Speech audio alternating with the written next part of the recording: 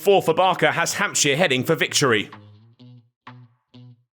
Ian Holland will be cursing his luck, out for 99, chasing a first 100 since 2021, but Hampshire had built themselves a first innings lead nonetheless, and James Vince had gone for it, declaring late in the day in a bid to give his side the best chance of picking up the win, crucial for their title hopes.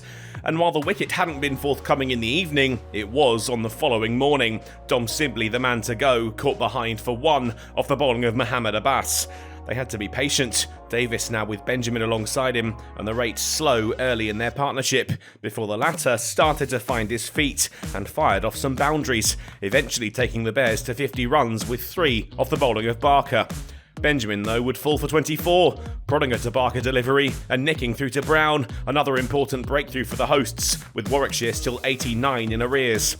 That had been reduced to 81 when they headed off for lunch, Hampshire the happier after the first session. Moosley fell shortly after the break LBW to Dawson for 11. The Bears were now trailing by 72. Rhodes joined Davies but couldn't get going, and he too would fall to the spin of Dawson, trapped in front for 3. Lamb moved the score to 3 figures, but Warwickshire was still some way from parity, with only 5 wickets in hand now. Disappointment for Davies, out for 46, a third to Abbas, and Hampshire found themselves charging towards the finishing line with the lower order exposed.